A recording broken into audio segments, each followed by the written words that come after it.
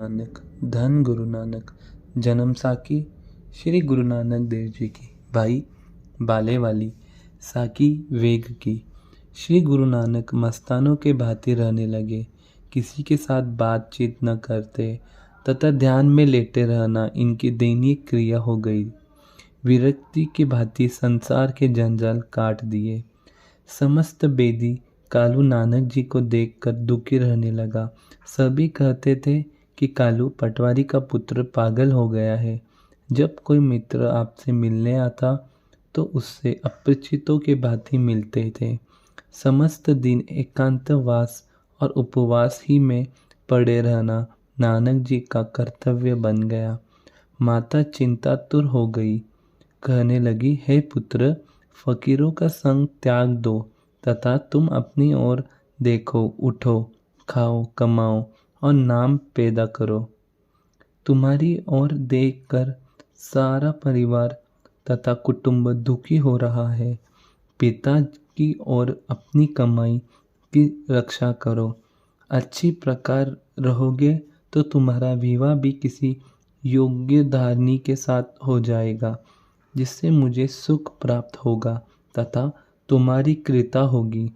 तुम्हें मस्त मौला देखकर लोग मजाक करते हैं तथा तेरा नाम नालायक पड़ गया है। दरिद्र, निर्बुद्धि तथा बेकार यह शब्द तेरे नाम के साथ विशेष लिए जाते हैं। तुम जानते हो कि शरीर के शब्द बजर की भांति लगते हैं। मैं सुन सुनकर जलती रहती हूँ। यह सुनकर गुरुजी ने माता जी को कोई उत्तर नहीं दिया, बस वही चल रही। न बोलना, न खाना, न पहनना, बस पड़े रहना इनका काम रहा। नानक देव जी महाराज उन्नत पुरुषों की भांति दृष्टिगोचर हो रहे थे। माता जी के बहुत ही अनुरोध करने पर गुरु जी अल्प आहार करते थे और कभी कभी तो निर्जल ही दिन व्यतीत हो जाते थे। शरीर निर्बल हो गया। माता कहे, बेटा, तुम्हें कौन सी विधि है, कुछ अपनी औषधि करो। मुख पीता वर्ण हो गया है। हे पुत्र, मैं अपने मन की बात क्या कहूँ। हे मेरे भगवान, तू ही कृपा कर, मेरे पुत्र को आरोग्य प्रदान कर। मैं दंडवत प्रणाम करती हूँ। इस प्रकार माता परमात्मा से प्रार्थना करती थी। एक दिन माता ने कहा, मैं अभी वेग को बुलाती हूँ और तेरा इलाज करवाऊंगी। बताओ, तुमको क्या रोग है। गुरुजी मौन रहे। लोग नानक जी की खबर लेने आने लगे तथा आपको मस्ताना देखकर दुखी होते थे। सबने पटवारी जी को कहा, आप चुपचाप मत बैठो। नानक देव का उपाचार करने के लिए किसी योग्य वैद्य को बुलाकर चिकित्सित करवाओ। तुम्हारा एक ही पुत्र है, धन तो फिर हो जाएगा, जीवन पहले है। पुत्र पर अपना धन निचोड़वा करना तुम्हारा कर्तव्य है। इलाज में नानक देव ठीक हो जाएंगे। परमात्मा तुम्हारे पुत्र की आयु दीर्घ करे। कालू जी स्वयं उठे और आपके भाई श्री लालू जी नानक देव जी के पास बैठ रहे। मोहित कालू जी एक वैद्य जी को, जिनका नाम हरिदास था, लेकर गए, जहाँ गुरु नानक जी मुख पर वस्त्र डाले पड़े थे। वैद्य महादेव वहाँ आ पड़े।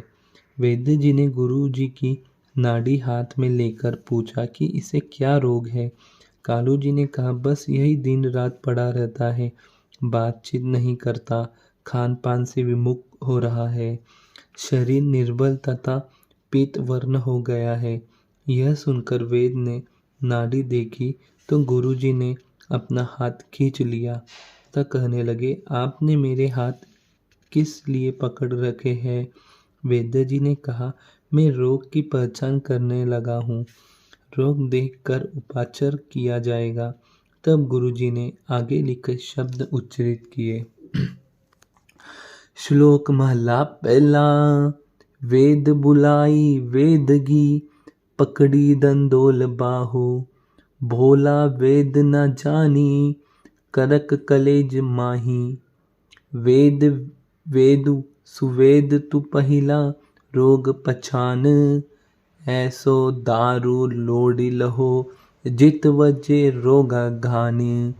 जित दार रोग उठिनी, तिनी सुख वसे आई।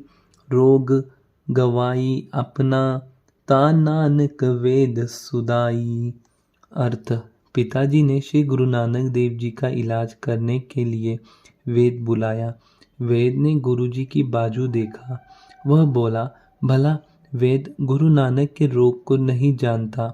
नानक जी कहते हैं, हे वेद, उत्तम वेद में तो तब तुमको सुयोग वेद मानूंगा जब तुम मेरे रोग को पहचान लोगे और वह दवाई देनी जिससे रोग का समूह नाश हो जाए और शरीर को सुख हो। गुरुजी कहते हैं, यदि ऐसे अशुद्ध तुम्हारे पास है तो तब तुम सच्चे वेद हो। फिर अपना भी रोग दूर करो, तब तू सवेद है। यह सुनकर वेद ने प्रार्थना की, हे महाराज, वह रोग मुझे कहो, अर्थात मेरे रोग आप ही बता सकते हो। गुरुजी ने कहा, हे हरिदास, ध्यान से सुनो। पहले तो प्रत्येक प्राणी को अहंभाव का महान रोग है जिससे संसार दुखी है। यह रोग जन्म मृत्यु का कारण है। किसी भी उपाचार से यह रोग नहीं जाता। तो इस रोग से अपने को दुखी जानते हैं, वह दूसरे के रोग किस प्रकार दूर कर सकते हैं।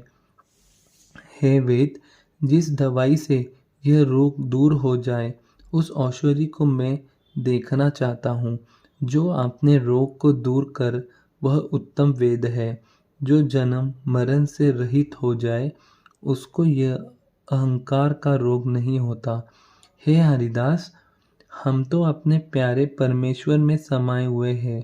इस प्रेम रोग का तो कोई उपाचार ही नहीं है। संसारी रोग के इलाज तो अनेक है, सब में परमेश्वर व्यापक जाने तथा ईर्ष्या न करे। आत्मा एक रस सत चित आनंद है। यह उपदेश सुनकर वेद ने कहा, हे कालू जी, आपके पुत्र को कोई रोग नहीं है, आप चिंता न करें। इस ईश्वर भक्ति का रंग चढ़ा हुआ है। यह संसार के रोग दूर करने की समर्था रखता है। इतना कहकर वेद गुरुजी के चरणों में प्रणाम करके अपने स्थान को चल दिया। वाहेगुरु जी का खालसा, श्री वाहेगुरु जी की फतेह। क्या बात करें मेरे गुरु नानक पातशाह की, जो जन्मों से ही बालक अवस्था में भी श्री एक ओंकार के चित्त में रंगे हुए थे मेरे गुरु नानक पातशाह। वेद आया चेक करने कि भाई क्या हुआ है। कालू जी चिंतित, माता जी चिंतित। लोग गुरु नानक पातशाह को पागल तक कहने लगे, बुद्धि कम है ऐसे तक कहने लगे। पर मेरे पातशाह उस निरंकार के चित्त में रंगे हुए थे, बस नाम सिमरन करते थे। वाहे गुरु वाहे गुरु, सतनाम वाहे गुरु, सतनाम वाहे गुरु, राम मेरे राम। मेरे गुरु नानक पातशाह बालक अवस्था में भी उस निरंकार से चित जुड़े हुए थे। जब वेद ने चेक किया तो वेद को बीमारी पता ही नहीं चले। तब नानक जी ने उन्हें समझाया कि रोग हम में नहीं, हम तो उस निरंकार के चित्त में चित्त है। बट ये रोग इस कलयुग के वासियों को लगा पड़ा है, जो हमें भी आज के टाइम पे है। वो है अहंकार का रोग। हर चीज़ में मैंने किया, मैं, हर चीज़ में मैं, हर चीज़ में मैं। कभी हमने बोला है नहीं तू, तू कहते हैं ना, तू ही निरंकार बाबा, तू ही निरंकार। तो हमें भी उन्हीं लोगों के भांति अहंकार का रोग लगा है। यह रोग का छुटकारा कैसे होगा? अगर ये रोग से छूटना है तो हमें अमृत वेला संभालना पड़ेगा, हमें नाम जप करना पड़ेगा, हमें हर चीज़ में बोलना पड़ेगा कि गुरु ने करवाया। सबसे हमें हमेशा बढ़ियाई हमारे गुरु की देनी है, गुरु नानक की। अगर कोई हमारा ये भी करे कि भाई तुमने इतना अच्छा काम किया है, प्रसन्नता करे, तब बोले नहीं मैंने नहीं किया, मेरे गुरु नानक ने किया। इससे क्या होगा, धीरे धीरे आपका अहंकार कम होगा। स्टार्ट करना मुश्किल है, पर जैसे ही आपको याद है ना नहीं ये वचन थे, तो हमें इमीडिएटली चेंज करना है और हमें मैं की जगह पे यूज़ करना है तू। तो बोलना है सिर्फ गुरु नानक पातशाह ने कराया, मैंने कुछ नहीं किया, जो भी किया गुरु नानक पातशाह ने किया। इससे क्या होगा, हमारा अहंकार कम होगा, और अहंकार कम होगा तो जल्द से जल्द गुरु की प्राप्ति होगी, हमें गुरु नानक के दर्शन होंगे, हमें गुरु नानक मिलेगा। वाहिगुरु जी का खालसा, श्री वाहिगुरु जी की फतेह।